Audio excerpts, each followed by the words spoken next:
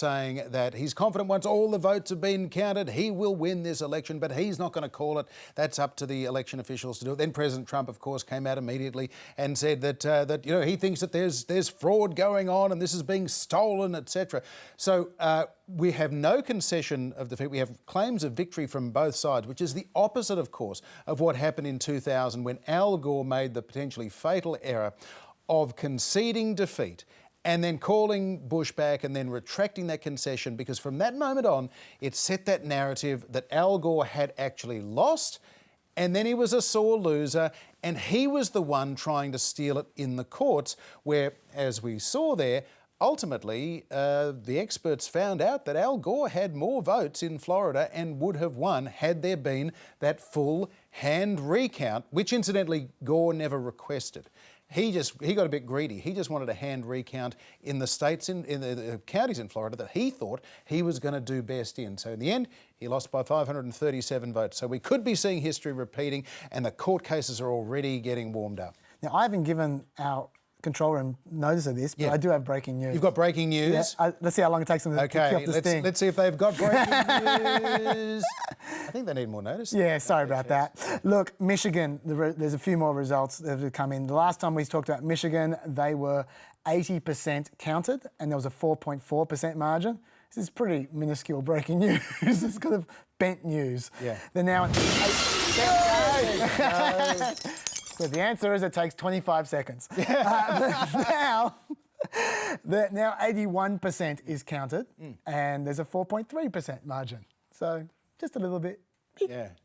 There we really go. worth it. Now, tell me about the kind of cases that you're expecting, because we've already had we've literally already had a number of significant cases decided by the Supreme Court and also federally and also state Supreme Courts that are affecting the various states' abilities to keep counting right now. Absolutely, and this is what some of these lawsuits are going to be about, Part 2 and Part 3 of these cases. All three of the key states we're talking about, Wisconsin, Michigan and Pennsylvania, have been to court over the issue of whether they are going to accept ballots that were mailed before Election Day but arrived after Election Day. Okay, so they're postmarked. There's no doubt whatsoever they were sent before Election Day, but they arrived afterwards. Do you count them or not? Some states do count them. Pennsylvania counts them for 3 days. Yep. Wisconsin and Michigan both tried, and through court, they were taking the court over it, and they lost. But that doesn't mean that Democrats aren't going to try again through a higher court. So that's one form of lawsuit we can probably expect if the Democrats are on the losing side of some of these tussles. But Pennsylvania is lawsuit central. There are so many. Okay, first of all, I just told you that they're accepting them for 3 days afterwards. Now, some Republican counties are actually just stashing away all the ballots that arrive after Election Day and not even counting them. They're going, well, we're going to go to court, so we're not going to bother counting them. Right. When the court makes us, then we'll count them. Yep. So they're already starting with that. If Trump loses Pennsylvania, they are definitely going to appeal that ruling. Right, they'll go to the Supreme Court on that one for sure. But there's other issues as well. Just very quickly, I'm not going to go into too much detail. I just want you to realise what's going on. It's not just 3 days. That's the issue with Pennsylvania. Another issue is, remember how I told you that these ballots are clearly postmarked? Not in Pennsylvania, they're not necessarily. Their system at the moment, after various court actions, says that if it's not postmarked, it can still be counted. Yeah, right. And the Trump team are saying, hang on, this is ridiculous. You could see the margin the day after. No, you're not, because it hasn't been counted yet. And you could then just send through then whatever you need. And if it arrives the day after, you say, oh, yeah, I sent it beforehand. It's just not postmarked. Now you might go, how's it not going to be postmarked? It just so happens that election mail is often not postmarked. Because it's first-class mail. Yes, and first-class mail is not postmarked. And so as a result of that, post offices have been trying to postmark them just in case, but they don't always succeed. Yeah, right. And so that's another issue. And another issue with Pennsylvania is even though they're supposed to signature match, they've decided just for COVID, if their signatures don't match, they'll accept it anyway. Really? as long as you have your driver's license number or a social security number. Once again, the Trump team are going, hang on, hang on. If you can't sign your name, you can't accept that. Once again, if Trump loses Pennsylvania, that is going straight to court. I don't think I've done 2 matching signatures in 20 years. You do it so infrequently these days. But there's also that There's one more. What about the double envelope? Yes, this is going the other way. If the Democrats just lose, this is their court case, which is, in Pennsylvania, they have a rule where, yes, there's, as you say, double envelopes. There's an envelope inside an envelope. And if you don't put the ballot inside the envelope that goes inside the other envelope, so it's just a ballot inside an envelope, if you do that, disqualified. They tried to get rid of that rule, but they lost. Right. And so now the Democrats are clearly going to challenge that. So the 2 envelopes is the outer envelope has the identifying material on it. The inner envelope is it's like we get sometimes with AEC votes for workplace agreements in this country. Yes. You get the little one inside which is anonymous. Yes. And so it's therefore separate. Exactly. Look, there's a reason for it, but the fact is both sides have, I think, quite reasonable sounding court cases if they want, and I think they're going to want. So you're right. That's what we can look forward to. Yeah. And this is going to happen, by the way, before December 14. December 14 is when the Constitution says that this whole thing needs to be over. Yes. One of the reasons why Bush versus Gore occurred when it did was because they were trying to short circuit the process because they were getting near December 14. Exactly. So that's the red line. Everybody's pretty relaxed about the legal process until the clock starts ticking, and as they found in 2000, after 36 days, suddenly people said, OK, let's bring the hammer down and call an end to all of this. We've got a very special guest for you coming up in the next half hour. Veteran American journalist Bob Woodward will be our guest. He, of course, had a total of 18 interviews this year with President Trump over 9 hours, some of them in the middle of the night when the president picked up the phone and said, Bob, I want to talk about this and that. We won't talk to him that much. No, we won't talk to him that much, but it's going to be pretty interesting as well. So Bob Woodward's coming up for you soon.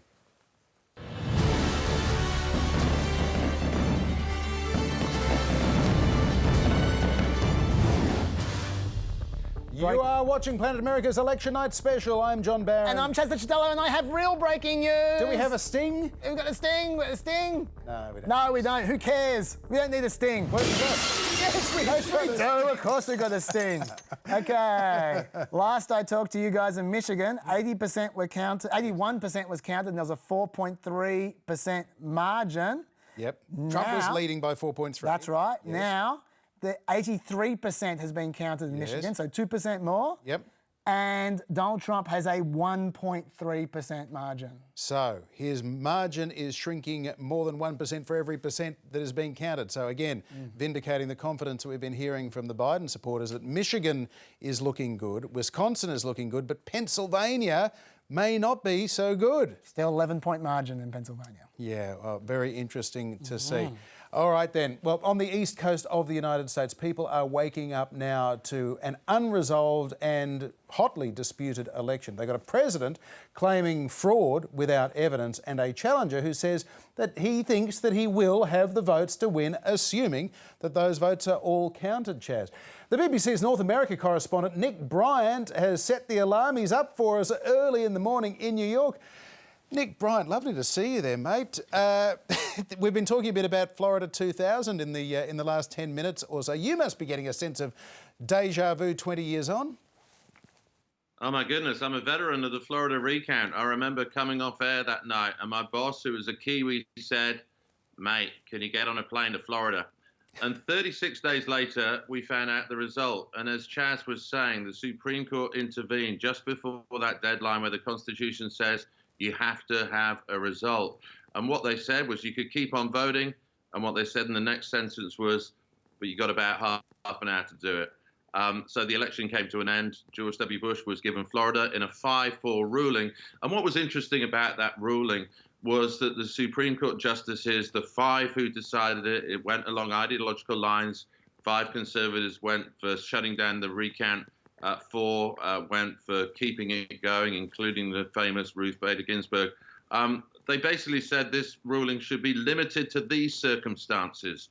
They did not want it to be a precedent. Legal scholars believe that was because they were so shamefaced about the ruling, which was seen as a sort of constitutional smash and grab by those 5 conservative justices. And tellingly, they did not put their names to that ruling again, which underscores this sense that they were pretty shamefaced about what they did. Now, we are in that kind of territory. Anybody hoping for a clear-cut victory, as you have been telling people all night, it hasn't happened. I was with the Biden camp. In fact, I'm in Wilmington. I'm not in New York. I was with the Biden camp.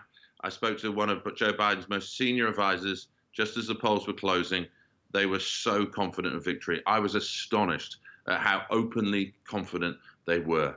They were describing scenarios where they were going to drive through North Carolina. They were going to drive through Georgia. They didn't think they were going to win Florida, but they thought they stood a chance of Texas. They were going to take the scenic route to the White House. And of course, it's ended up being this white knuckle ride where we don't know what the outcome's going to be. Now, Nick, we spoke to Democratic pollster Celinda Lake earlier on, and she was saying, yeah, look, this is all taken care of. We know what we're doing. It's all, we've got this all worked out.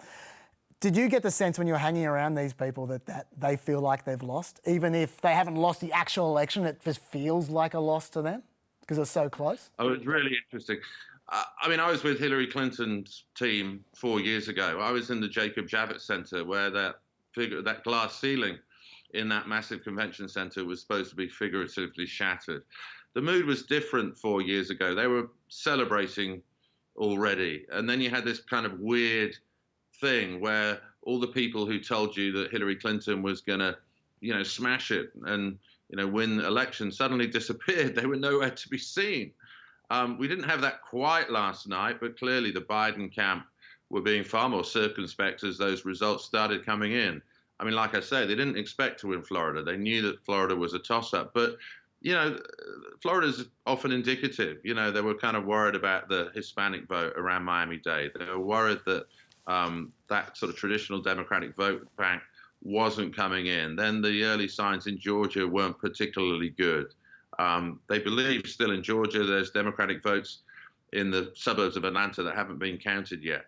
Their assessment changed. And what they had been describing was a Biden blowout. And clearly they're not going to get it. And again, given the false prophecies of 4 years ago, given the overconfidence of the Hillary Clinton campaign, given the fact that before Election Day, they didn't campaign much in some of the key states that ended up deciding that election, including Wisconsin, I was astonished that they were being so brazenly and flagrantly confident. But we ended the night. I've only had about 1 hour's sleep. They still think they can win, but obviously the route is not the one they wanted to take. It's a narrow path. Yeah, Nick, I mean, is this a Trump-specific phenomenon, the fact that this guy seems to be defying not just the conventional wisdom, but the laws of gravity? He does everything that you are told not to do as a candidate, as a president. He gets outspent massively in a state like Florida, not just by Biden, but by the Lincoln Project, by Michael Bloomberg throwing hundreds of millions of dollars at it. And Trump ends up extending his margin in Florida for one of the biggest wins in that state we've seen in quite some time. This is quite remarkable, and it's got to be about more than just the polls are a bit dud. It's the ads are a bit dud and the campaigns are a bit dud. Everything's dud when it comes to trying to beat Donald Trump.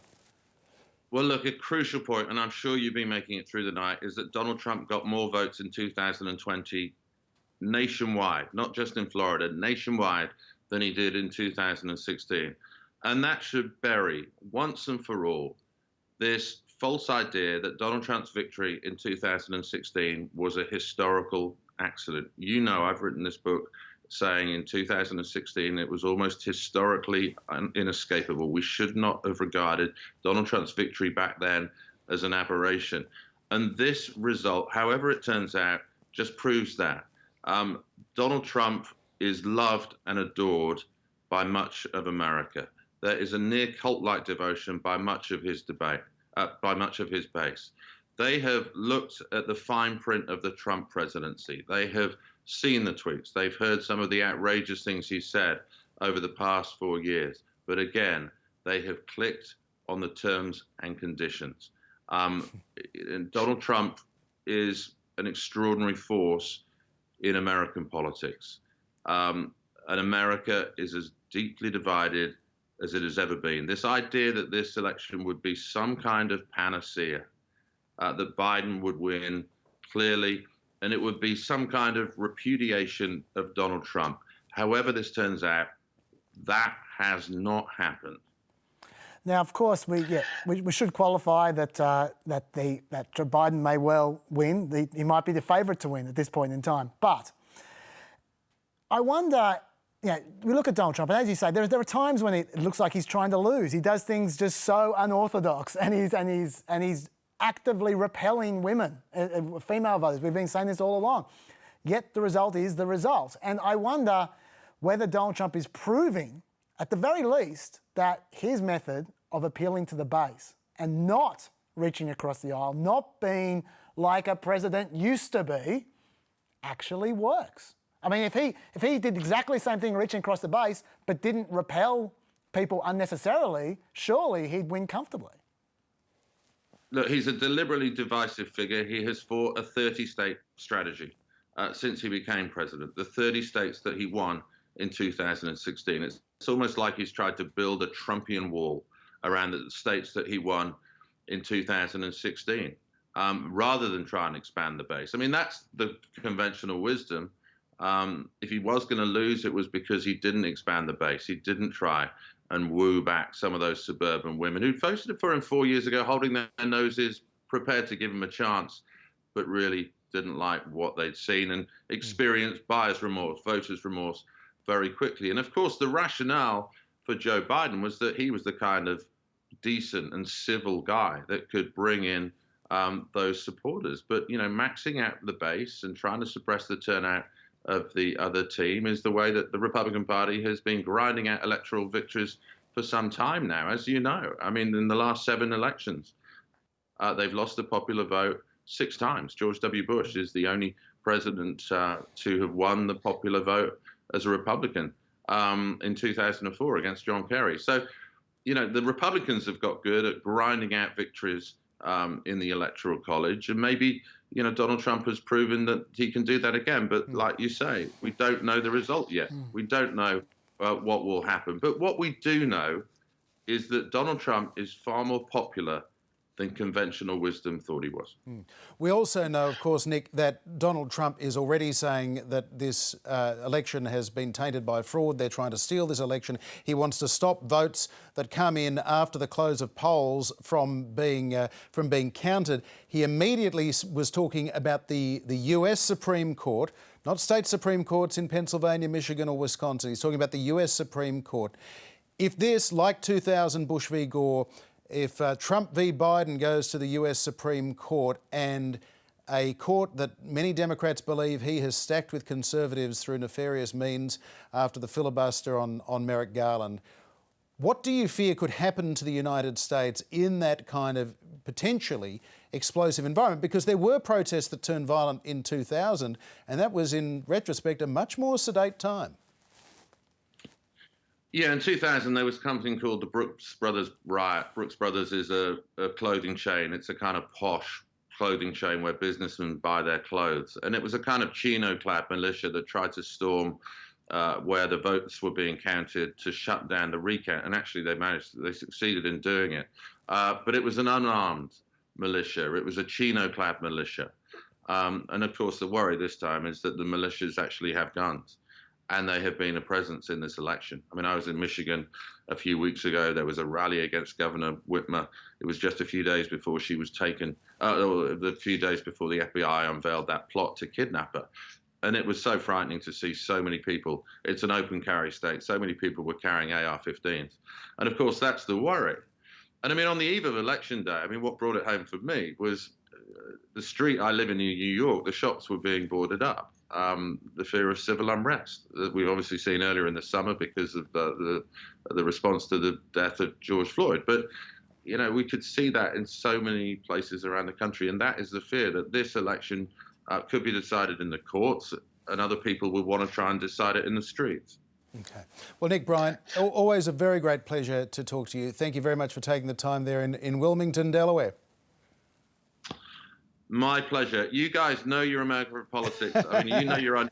Thanks, Nick. You know what sort of country We'll we're let in. you go. That's the BBC's North America correspondent, Nick Bryant, joining us. Well, speaking of journalists, slightly more veteran than our good friend Nick, Washington Post reporter Bob Woodward has been, well, literally one of the most famous reporters anywhere in the world for almost half a century now. His reporting on the Watergate scandal with Carl Bernstein ended the presidency of Richard Nixon. Bob Woodward has now covered 9 presidents in his career, including, of course, Donald Trump. And his assessment of President Trump, while typical to Bob Woodward is pretty low-key, is also pretty damning. Take a look. Let's talk a bit about the history as it will be written, do you think, in your mind? Whether it's his Washington Post obituary someday or how history is going to recall Donald Trump as president. Well, one of the things I asked him in early interview is, what's the job of the President of the United States? It sounds like a simple question. And he said right off the bat, to protect the people. And I think in his obituary, it's going to say, the late President Donald Trump failed in his responsibility to protect the people of the United States from the coronavirus. He failed to tell the truth.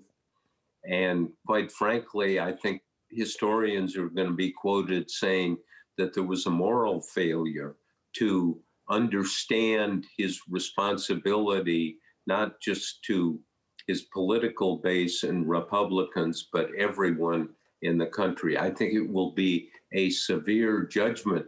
I wonder, Bob, what have you made of President Trump's behaviour on the campaign trail in the month between his own COVID diagnosis and hospitalisation, and then, as soon as he possibly could, getting back out there to these mass rallies in swing states, fighting hard to try and win this election? What's been revealed of him? Well, it reveals a determination to be reelected. There's no question about that. I talked to him about this before, well before he got the virus, and he told me, he said he thought in 2016, in his first run for the presidency, that he won barely by a squeaker, but he won. Said he thought he won it in the last week. And in the last week in 2016, he did 24 of these rallies. He gets energy from this. He does draw massive crowds. It shows a lot of support. I think the Trump voter is committed, and there's very private polling showing that these voters who support him would crawl through glass to get to the polls to vote or to mail in their ballot. Biden supporters don't have that kind of depth of personal commitment. Bob, when all these votes are finally counted, and if it's shown that Donald Trump has in fact lost this election, how do you expect him to respond in the days and weeks and even a couple of months ahead? Easier to describe the creation of the universe, to be honest with you. I have no idea what's going to happen. How, he said in a very brazen way, well, he's not sure he will accept the conclusion of this. He's not sure there will be a peaceful transfer of power if he loses. I genuinely think we could have chaos. Whether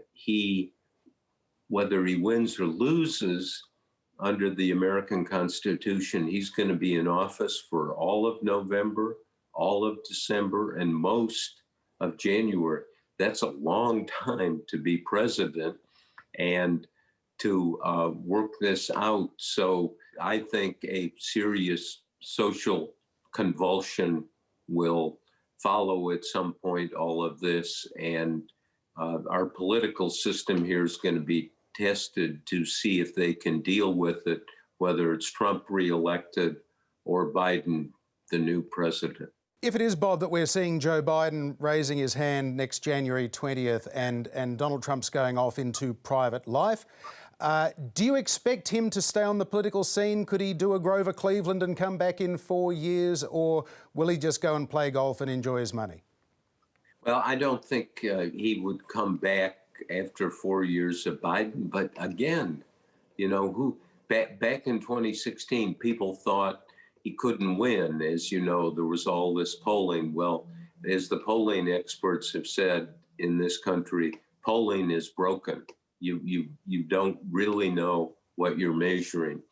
I think people in this country are wearing a seatbelt, and they're also wearing over-the-shoulder harness, and I think they're wearing a crash helmet.